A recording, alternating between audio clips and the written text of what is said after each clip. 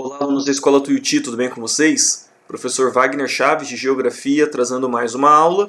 E hoje a gente vai falar do rumo dos conflitos lá no Oriente Médio, envolvendo a Palestina, envolvendo Israel, e o que aconteceu nos últimos 30 anos e possibilidades tanto de acordo ou de outras guerras no futuro, beleza? Então pega o seu caderno, pega a sua apostila e me acompanhe para mais essa aula.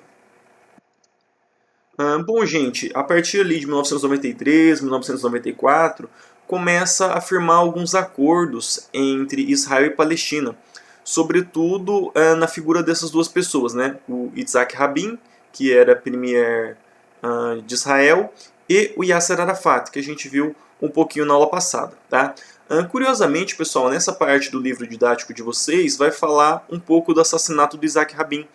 E, inclusive, essa semana teve um vídeo daquele canal que eu sempre gosto de passar para vocês, que é o Nerdologia, sobre o assassinato do Yitzhak Rabin, né?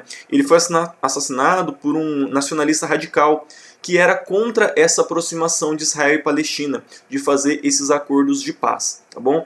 Então, nesses acordos ficou acertado que a faixa de Gaza passaria para o controle da Palestina, a Cisjordânia também, ou melhor dizendo, áreas da Cisjordânia passaria aos palestinos, mas ainda com aquele impasse de Jerusalém, né? Então, a parte ocidental fica com Israel, a parte oriental com a Palestina, tá bom? Mas, como o Yitzhak Rabin foi assassinado em 1995, ficou travado novos acordos, tá? E quando ele é assassinado, entra um novo primeiro-ministro, que é o Netanyahu. Depois ele sai e volta, tem um período do Ariel Sharon, que também sai, e hoje o primeiro-ministro ainda é o Netanyahu, tá? Ele entrou, ficou de 95 a 99, depois ele volta em 2009, tá? A gente vai tratar dele um pouco mais pra frente, beleza? Então, com a morte do Yitzhak Rabin, tem esse travamento nas negociações, tá? Então, gente, assim como o Hamas e o Fatah, que são partidos da Palestina, a política em Israel também é bem complexa, tá? Porque você tem vários tipos de partido. Partido nacionalista, partido de esquerda, partido de direita, partido mais ao centro, partido ortodoxo, ou seja, partidos ligados à religião, partidos seculares. Lembrando, gente, apesar de Israel ser um Estado judeu, o país é laico, tá? Então, não existe uma religião que tenha, por exemplo, facilidades ou privilégios. Embora a gente sabe que os judeus têm privilégio, porque é um Estado judeu, tá? Mas é um Estado laico, beleza? Então você tem desde partidos ortodoxos, ou seja, partidos religiosos, quanto partidos laicos, tá? Partidos seculares, desvinculados da região, tá bom? Então, gente, isso reforça essa ideia de que política local é bem complexa e que as coisas elas podem mudar não de um dia para o outro, mas num período muito curto, tá? O que a gente está vendo agora é o Netanyahu e o Trump, que são essas duas pessoas que vocês estão vendo aí, eles são muito próximos. O Netanyahu ele estudou nos Estados Unidos, morou lá há muito tempo e tem essa aproximação. Então, agora está uma coisa muito pró-Israel. Mas isso pode mudar. A gente está vendo a eleição nos Estados Unidos. Se o Joe Biden ganhar, o que vai acontecer? Tá? O próprio Netanyahu está com a corda no pescoço. E eu vou explicar logo mais. Então, mudou o cenário aqui, mudou os atores políticos, muda completamente a equação dessa jogada. Tá? Então, dentro da política israelense, a gente tem dois partidos principais. Um são os trabalhistas e outro é o Likud. Likud que significa união, e é isso que vocês estão lendo aí agora em hebraico, tá bom? Os trabalhistas, eles buscam estabelecer um diálogo com a Palestina. Já o Likud não. O Likud ele tem apoio tanto dos ultraconservadores, é um partido de centro-direita, o Likud, tá? Mas ele tem apoio dessa ala mais conservadora e também da ala religiosa. E a ideia do Likud é fazer ofensivas tanto quanto em Gaza, quanto na Cisjordânia. Tá? Então, se a gente tiver uma mudança de política muito grande, a gente pode ter tanto um período de diálogo, quanto um período de mais conflitos. Tá bom? Então, esse aí, o Benjamin Netanyahu, ele é o primeiro-ministro israelense desde 2009, tá? E ele, como eu falei, é muito próximo dos Estados Unidos. Inclusive, houve a mudança da embaixada agora de Tel Aviv, que é a capital de Israel, para Jerusalém, que é uma política que está sendo adiada desde 1995. Para quem assistiu aquele vídeo sobre de quem pertence Jerusalém, viu que Bill Clinton, o Bush, o Barack Obama, todos eles postergaram essa decisão. Então chegava o prazo para mudar, a embaixada falava não, é questão de segurança e tudo mais, não vamos mudar. Tá? Então agora o Trump adiou por 2 vezes, na próxima, na terceira, ele autorizou essa mudança. Então, significa que Estados Unidos reconhece que Jerusalém é a capital de Israel e não Tel Aviv. Tá? Para a gente aqui, telespectador de fora, pode parecer uma coisa muito banal. Qual a diferença a embaixada ficar em Brasília ou ficar em São Paulo, por exemplo? Ali, gente, faz total diferença. Porque mesmo com Israel tendo controle de parte da cidade, tem ainda essa ideia de uma cidade internacional, tá? Que não deveria ser a capital nem da Palestina, nem de Israel, beleza? E como eu mencionei, ele ainda é o atual primeiro-ministro de Israel, porém ele está com a corda no pescoço, ele está sendo investigado por corrupção, privilegiar determinados grupos políticos e possivelmente ele não termine o mandato, tá? Isso é uma coisa do parlamentarismo, gente. Quando é uma figura do primeiro-ministro, ele sofre um voto de desconfiança, ou seja, esse cara não vai conseguir dar conta do recado. Eles tiram a pessoa, fazem uma nova coalizão entre os membros da Câmara e colocam um novo primeiro-ministro. Então, teoricamente, dentro do parlamentarismo, tem margens maiores para trocar de líder. Ao mesmo tempo que tem caras que ficam anos e anos no poder. No caso aqui, Netanyahu, 11 anos. A Angela Merkel na Alemanha, tá, desde que eu me conheço por gente, ela é a primeira-ministra da Alemanha, mas porque o sistema político permite. Tá? Mas o caso do Netanyahu aqui, ele está bem complicado por conta dessas acusações.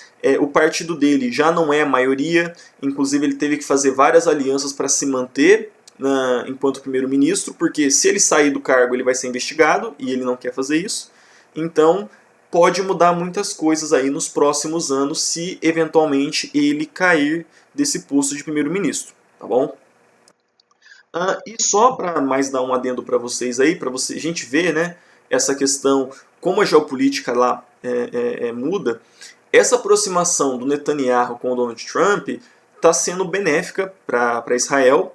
Inclusive o Trump está tentando fazer acordos comerciais envolvendo vários países e Israel e estimulando que os países mudem a sua embaixada para Jerusalém. Tá? O que acontece, gente? Isso é uma proposta, inclusive, do presidente Jair Bolsonaro, que era mudar a embaixada de Tel Aviv para Israel. Acontece que o porrete diplomático dos Estados Unidos é muito maior do que o porrete diplomático do Brasil. Tá? Vários países árabes, vários países muçulmanos falou, olha, quem mudar a embaixada, a gente vai retalhar. Retalhar como? Vai deixar de fazer compra, vai deixar de fazer importação, vai importar menos. Tá? A ideia é fazer esse país sofrer no bolso. Tanto que poucos países reconhecem isso, que é os Estados Unidos, que não tem como você falar, não vou comprar dos Estados Unidos. Né? A Guatemala e mais algum outro. Tá? E esse episódio aí é o que eu mencionei para vocês esses dias, né? Que é o Donald Trump no meio, esse que está circulado é o presidente da Sérvia e o outro ali é o presidente de Kosovo. Tá? Sérvia e Kosovo têm atritos, a ideia do Trump aqui era colocar na mesa ali as possibilidades, tentar firmar um acordo entre os dois países e ao mesmo tempo ele colocou na pauta a mudança da embaixada da Sérvia, que está em Tel Aviv, para Jerusalém. Né? E ele estava lá falando, olha, acabei de fazer um acordo aqui entre Kosovo e Sérvia, está tudo muito bonito, inclusive a Sérvia se comprometeu a mudar sua embaixada para Jerusalém. Quando ele falou isso, o presidente da Sérvia, perdão gente, não tem como eu falar o nome dele, tá? É muito complicado. Ele fez uma cara assim do que? Eu falei isso? Ele folheou rapidamente o documento, viu que ele assinou e, nossa, fiz besteira. Porque ele sabe, e se bem que a Sérvia é um país pequeno, a Sérvia não tem tanta relevância quanto o Brasil, mas ele sabe que pode sofrer retaliação, tá? Até porque tem um grupo muçulmano muito forte ali no leste europeu, tá? Mas isso a gente só vai saber no futuro, tá? Se bem que a Sérvia já falou que não, a gente vai mudar, mas para isso tem que acontecer isso, isso e isso, então não é uma coisa tão já, tá? Porque ele sabe que se ele fizer isso de uma vez, vai haver retaliação, tá? E não necessariamente terrorismo, mas retaliação econômica, beleza? Então só para descontrair um pouco, porque foi um episódio muito cômico, ele abrindo o olho assim, esbugalhando e, nossa, fiz besteira, tá? Enfim, quem mandou não leu o que está assinando, né? Bem, gente, pessoal, então, já falando aqui um pouco de 2000, dos anos 2000 em diante, né? Em 2002, os judeus, né, Israel, começou a construir um muro em torno da Cisjordânia. Cisjordânia que é hoje, junto com a faixa de Gaza, o principal reduto de palestinos. E a ideia é separar, então, Israel da Palestina. E por quê? Quais foram as motivações desse muro? Primeiramente, Israel falou, olha, eles estão invadindo a área verde. A área verde seria uma faixa de armistício, ou seja, sem armas, não é? Que separaria Palestina de Israel. Então, olha, eles estão invadindo as nossas áreas aqui, vamos fazer um muro. E também proteção, porque houve várias guerras, embora só uma das vezes Israel não quem deu o primeiro tiro, foi só na guerra do Yom Kippur. Todas as outras eles iniciaram um ataque, né? Então ele falou, não, a gente está fazendo aqui para se proteger. E acabou gerando muita crítica esse muro, porque lembra muito um pouco do muro de Berlim, né? De você fechar a população, deixar ela confinada num lugar só, sem conseguir atravessar. Né? Então houve muitas críticas, tanto da ONU e de várias organizações internacionais, falando contra a construção desse muro. Né? Você vai deixar uma população confinada naquele espaço, né? Mas isso não foi muito efetivo e Israel ele acabou terminando a obra. Tá? Então hoje o Muro da Cisjordânia tem mais de 700 quilômetros, acho que são 760 quilômetros de extensão, 8 metros de altura em sua grande maioria, tá? Território com trincheira, buracos, né?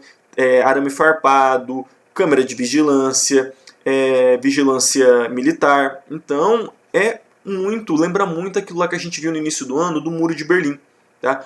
Um lugar para impedir o trânsito livre das pessoas, beleza? Então, para um turista que vai visitar a região, né, dependendo do lugar que ele vai ter que passar por esse muro, tá? Por exemplo, a cidade de Belém, que é muito importante lá na Terra Santa. Então, quem for para Belém tem que passar por esse muro e também por checkpoints, né? Esses checkpoints, gente, são áreas de fronteira, tá? Então tem um muro, lá vai ter uma portinha, né? um caminhozinho que vai permitir a sua passagem, né? Vai carimbar passaporte, essas coisas para saber quem entra e quem sai na Cisjordânia, beleza? Então é uma situação bem complicada para um palestino. Então, às vezes o cara está na Cisjordânia e a família dele está lá na faixa de Gaza e ele nem consegue ver ela por conta dessas políticas de cercamento, de territorialização de Israel, tá bom? Acho que um vizinho começou a cortar grama a essa hora da noite, gente. Vamos lá, espero que não atrapalhe muito a aula, desculpa. Bom, gente, e falando um pouco de refugiados, né? Por conta dessa série de conflitos, e a gente viu no final da aula passada como que o Estado de Israel ele vai aumentando e vai tomando as áreas que pertenciam à Palestina, por conta desse avanço, né, tem árabes, palestinos, árabes aqui no caso, a etnia deles, né, e palestino porque são dali da Palestina, no mundo todo. Tá? A gente tem um cálculo de mais ou menos 5 milhões de refugiados só por conta desses conflitos ali na Palestina, desde 1948 com a Guerra de Partilha. Inclusive aqui em Maringá, tá? Tem um restaurante ali próximo da UEM, restaurante não, uma lanchonete, que é de refugiados palestinos. Né? Uma portinha bem pequenininha, mas inclusive era muito legal conversar com os donos, porque eles contavam um pouco dessa situação do ponto de vista deles, né? Enquanto palestinos que saíram de lá e vieram para o Brasil. Mas foram muitos para o Líbano, muitos para o Egito, se espalharam de fato por todo o mundo. Beleza? E agora, gente, só para finalizar mesmo, a gente tem essa noção de que árabes, judeus e muçulmanos são inimigos, né? E de fato são por conta do controle de Jerusalém. Mas, recentemente, a gente está vendo uma aproximação de alguns países, né? Sobretudo aqueles países mais ricos, como Bahrein, Catar, Emirados Árabes. Tá? Então, recentemente, essa notícia eu tirei da BBC, ela tem cerca de um mês, tá? Que foi um acordo entre Israel, Bahrein e Emirados Árabes que foi feito com o Donald Trump. Então, para ver que o Donald Trump tem essa bandeira, tá? Pró-Israel, e na medida do possível tentar aliviar os ânimos, acalmar os ânimos ali da região.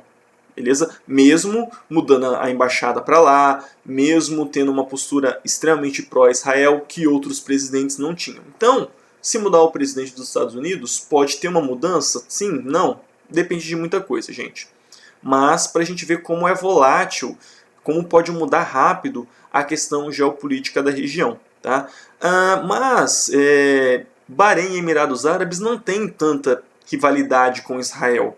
Agora, Egito tem, Síria tem, Líbano tem, Jordânia tem, um grande parceiro dos Estados Unidos, que é a Arábia Saudita, tem. Inclusive, gente, várias empresas de aviação, como por exemplo a Qatar, tem uma que patrocina o Manchester City, desculpa, eu não sei pronunciar o nome dela, a Emirates, que são empresas de alguns lugares ali do... Emirates é do Emirados Árabes, né? Mas a Qatar é de Qatar e a outra eu acho que é do Bahrein, não sei direito. Tem empresas dessas que não fazem voo para Israel. Tá? Inclusive, se vai passar pelo espaço aéreo de Israel, elas dão uma volta para não entrar em espaço aéreo israelita. E a mesma coisa de empresas aéreas de Israel. Tá? Às vezes tem que fazer um contorno enorme para não passar em cima de território árabe. Tá? Recentemente não, há um ano atrás, o Netanyahu, que era o primeiro-ministro, foi viajar para Austrália e daí tinha que passar pelas Filipinas, se eu não me engano, e as Filipinas falou, não, aqui não vai passar, dá a volta. Tiveram que dar a volta com risco de ser, inclusive, abatido o avião. Tá? Então, tem uma certa aproximação econômica, no ponto de vista econômico, tá? Político, nem tanto, paz, longe de acontecer, tá? Mas é uma coisa que a gente tem que acompanhar. Tá? E aqui, gente, entra na questão de atualidades. Então, no Enem, pode estar cobrando coisas que estão acontecendo ontem na Palestina e em Israel. Por isso que é bom a gente sempre estar acompanhando um pouco o noticiário, para saber o que acontece, quais são as mudanças e estar sempre atualizado, porque as coisas aqui, gente, mudam constantemente. Beleza? Então vou ficando por aqui. Bons estudos, uma boa aula e até a próxima.